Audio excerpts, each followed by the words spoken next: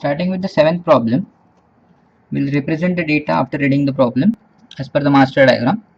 A line PQ 110 mm long has its plan and elevation lengths 80 mm and 90 mm. Means from the master diagram I know true length, plan length means top view length, and elevation means front view length. But here the notations given for the line are PQ, but our master diagram we are drawn assuming AB as the line. So now here while writing the notations we will replace A by P and Q by B by Q. So I'll write the data. 110 mm is the true length. So from the data A dash, B1 dash and AB2. So I'll write in terms of P and Q. So I'll write P dash Q1 dash is equal to PQ2 is equal to 110 mm. Now the plan length is 80 mm. So plan length notation is AB1, which is equal to the top view.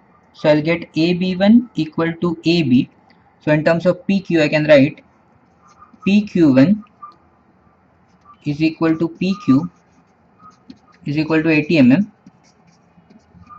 and elevation length is 90 mm, which is the front view. So the notations are A dash B dash and A B2 dash. So in terms of PQ I can write P dash Q2 dash is equal to P dash Q dash is equal to 90 mm. One end of the line P is in HP. As I know, if the point is lying on the HP, its front view will be on the XY line. It will coincide with the XY line. So I can write front view for P, which is P dash on XY. It is not either below or above XY. So it is on XY line. And the other end Q in the BP. So obviously we know if the point is in the BP, its top view will lie on the XY line. So the notation for top view for Q is without dash. So Q again on the XY since it is lying in the BP. Assume the line in the third quadrant. That means if the line is in third quadrant, both the endpoints P and Q will be in third quadrant. It will be exact reverse of this. So we already got the position of P dash on XY. So for top view, which is the position P, comparing with A, since it is in third quadrant, for first quadrant it is below XY. So in this case, P will be above XY because line is in third quadrant. So P is above XY. The top view of P will be above XY. Similarly, for point Q, top view position is already on the XY. So now, depending on the quadrant, I need to decide the front view position of Q dash. That means here the first quadrant Q dash, the B dash is above XY. So similarly for third quadrant, it will come below. So here the Q dash will be below XY since it is in third quadrant. Now draw the projections of the line and find its inclination with the HP and VP. So we need to find theta and phi. Now here there are some chances of confusion due to change in notations. Here we are having PQ instead of AB, and the points are lying that's front view is lying on the XY and top view of Q is lying on the XY. So we'll start with the solution. Again starting with the reference line. Again the line is entirely lying on the in the third quadrant. So solution will be both above and below XY line. So I'll start somewhere in the middle.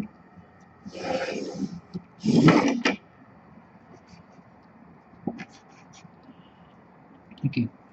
Now we'll start with point P dash, which is the front view of point P, which is lying on the XY. So I can randomly mark anywhere on the XY line P dash. Okay, Q is also on the XY line, but I don't know the exact position, so we'll see how to get Q later on. Now P is above XY, but I don't know how much distance, so I right now I can't mark P also and Q dash also. So with this, I need to start from P dash. So starting with P dash, only thing I can mark is elevation length, okay, which is P dash Q2 dash, and that is given as P dash Q2 dash is 90 mm. So along the XY line, I can mark elevation length P dash Q2 dash, which is 90 mm. So this point will give me Q2 dash. Now, as it is given that Q is on the XY, so from B2 dash, we are getting Q2 on the locus of B. But here, since Q is on the XY, this XY line itself will become locus of Q. Okay, so from Q2 dash, here we need to project the line, vertical project line up to locus of B to get B2. But here Q2 dash is already lying on locus of Q. So here Q like B2 dash and B2, the Q2 dash and Q2 will coincide. That means the same point will give me Q2 also.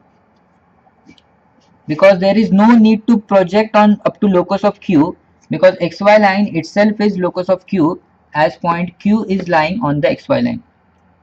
Now moving to the next step, now we have marked point Q2, which is B2 in the master diagram. So from B2 I can now measure true length, which is AB2. So true length is given, which is 110 mm. So I need to mark now PQ2. For that we have got point Q2, and we know P is obviously going to lie on a vertical projector, because initially the position of P was not given, only P dash was lying on the XY. So now we are going in the reverse direction. So I know P is going to lie on this vertical projector, and we know since P is in the third quadrant, the top view of P will be above XY. So with Q2 I can take distance equal to true length, which is PQ2 110 mm.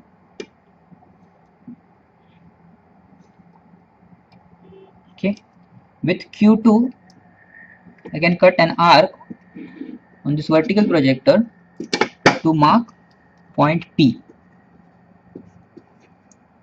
Because P is above XY, but that distance was not given, so we can't mark it initially. So we are going in reverse direction to mark point P. Now after P, which is similar to A here, I can now mark a plan length on a horizontal line from A. That means here I can mark plan length from a horizontal line passing through P. So from P, I'll draw a horizontal line, and on this line I can mark the plan length, which is 80 mm, and the point which I'll get is PQ1. So plan length PQ1, I can mark 80 mm distance.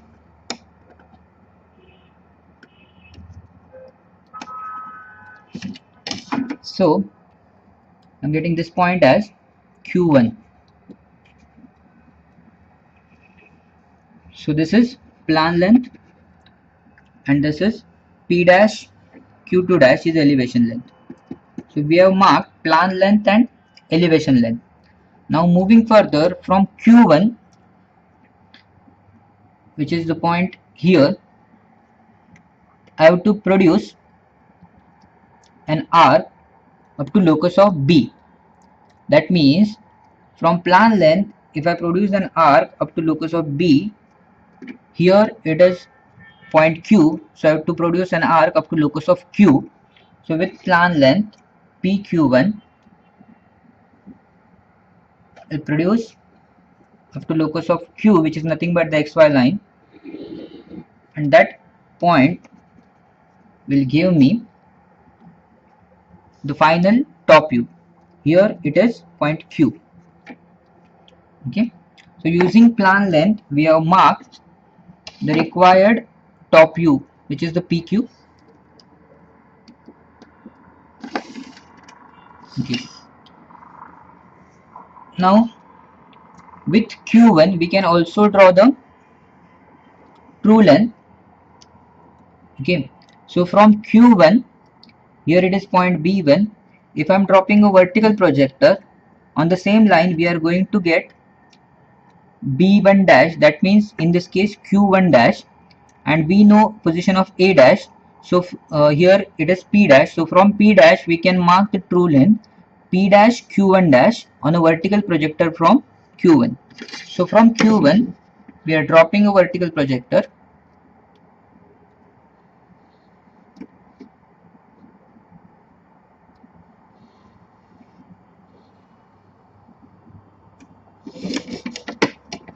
Be careful while drawing the parallel lines.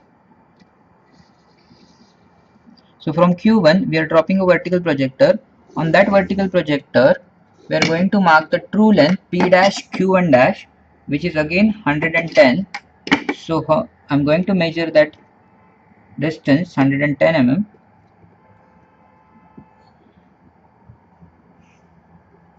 and with P dash as a center I need to cut the arc on that vertical projector from Q1 to get Q1 dash.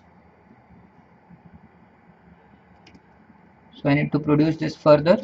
So this point will be Q1 dash. Now after joining P dash Q1 dash, I'll get the true length in front view, and from Q1 dash I can draw locus of Q dash.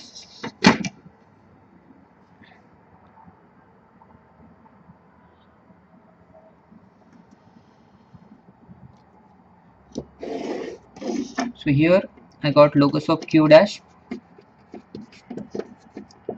and we know that Q dash is below xy, that's why we are getting locus of Q dash below xy. Now the last thing remaining is marking the position of Q dash and marking the true length in top view, that is PQ1, PQ2.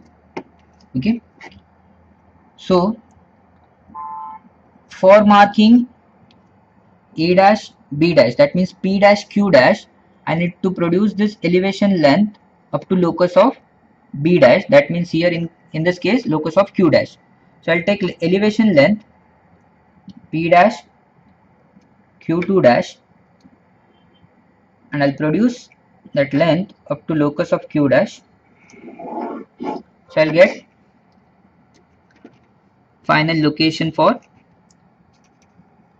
front view, that is P dash Q dash. So I'll get this length P dash Q dash. Okay, now we have marked P dash Q dash and PQ. The only thing remaining is true length in top view, that is PQ2. So for that I'll again take the true length, which is 110 mm, which is already marked in front view. The same length we have to mark in top view. So with P as a center I have to mark PQ2. Now I know the locus of Q is here, so I'll get Q on the same locus, so which is already marked, because Q2 dash, the projector is coinciding with XY line, so those are the identical points Q2 dash and Q. So I can just join PQ2 to get the true length in top view. So my final answer is top view P dash Q, top view PQ. I need to make it dark, and P dash Q dash. Now we need to find theta and phi here. So theta is the angle made by P dash Q1 dash, that is the true length. So I'll first write the notations. true length, then P dash Q dash is front view, then PQ2 is again true length in top view, and PQ is actual top view. Now we need to measure the angles made by true length. So theta is with the HP and phi is with the VP. So we need to measure theta and phi, which are the required answers. So before that, we will check whether your solution is right or wrong. So for that, we will check whether Q dash and Q are passing through a same vertical projector. Some minute error is acceptable.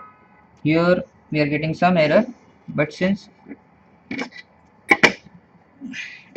the angles are large and lengths are also large, that much error is acceptable. So now we will measure theta and phi, which are the required answers. So theta is angle made by P dash Q1 dash. Here I am getting it as 42. Again, plus minus 1 degree is acceptable. Then for phi, I need to measure angle made by PQ2 with the horizontal. So it is almost 29 degrees. Sorry, 34 degrees. Again, plus minus 1 degree is acceptable.